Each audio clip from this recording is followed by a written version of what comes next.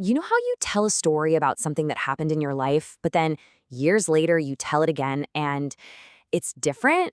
Not because you're making things up, but because the parts that matter to you have changed. It's this really amazing thing our brains do. We distill our own stories down to what's truly important. So today, we're going to dive into how that works. Just think back to a fairy tale you grew up with, any one of them. You definitely remember the big picture, right? The hero wins, good beats evil, all that stuff. But what about the little details, the specific things that happened along the way?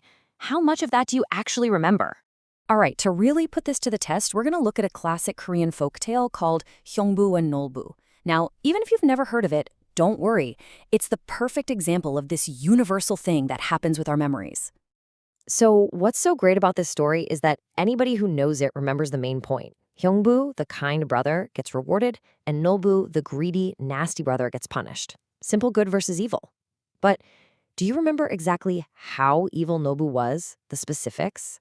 Well, according to the original story, Nolbu wasn't just mean, he was comically, ridiculously evil. We're talking about clogging up irrigation channels, punching holes in dikes, and even pushing someone over while they were using the toilet. I mean, who does that?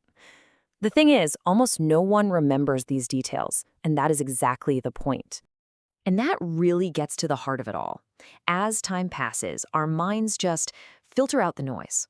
All those specific, colorful details start to fade, and what we're left with is the core truth of the story, the big idea, the final takeaway. We remember the moral, not necessarily all the messy bits in the middle. Okay, so this isn't just about old folk tales. This exact same pattern of memory, this refining process, shows up in one of the most important stories in all of Western civilization, the conversion of the Apostle Paul. And what's really wild is that this huge, life-changing moment for Paul isn't just told once in the book of Acts. It's actually told 3 separate times. And, you guessed it, the story changes with each telling. The first time we hear it, in Acts chapter 9, it's told as if it's happening right then, a real-time account.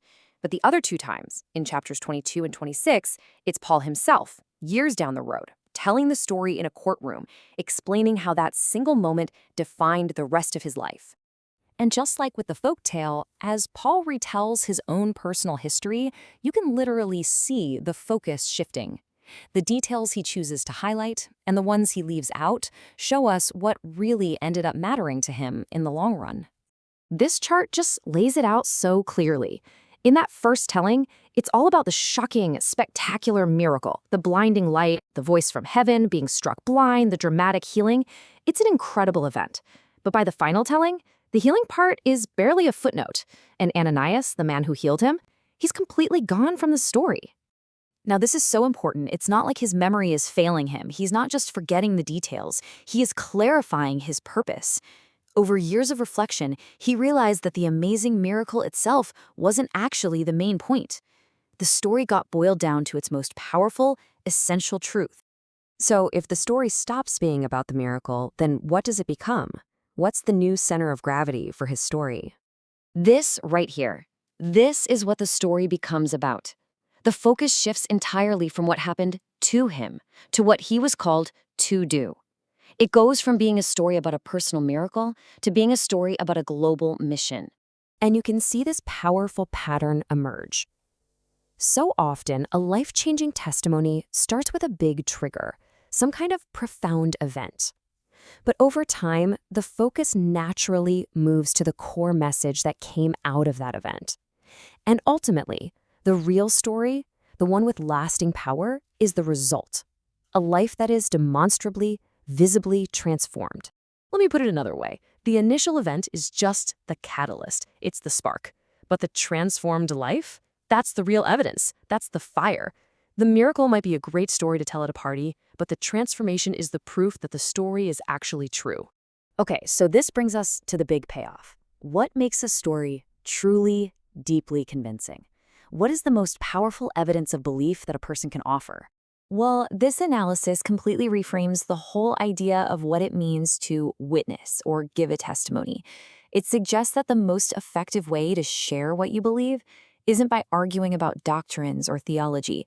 It's much simpler. You just tell the story of how you've changed. So the most compelling story isn't, hey, let me tell you about this one crazy thing I saw. No, the most powerful story is, let me tell you how my entire life is different because of what happened. It connects the past event to a present reality. I mean, think about it. If you try to argue doctrine with someone, you might win a debate, but you probably won't change their heart. If you tell them about a miracle, okay, that's more interesting for sure. But when they see a person whose life has been fundamentally changed for the better, wow, that's present tense evidence that is just so hard to ignore. So let's bring it all back home. After seeing how our memories refine our stories, from ancient folktales to the Apostle Paul, what is the ultimate, most powerful proof of a deeply held belief? Here's the bottom line. The most powerful story you'll ever tell isn't about what you saw one time. It's the story that your life proves, day in and day out. A transformed life becomes its own undeniable testimony. And that kind of leaves us with one last question to chew on, doesn't it? If our lives are the most powerful stories we'll ever tell, what's the story that your life is telling to the world right now?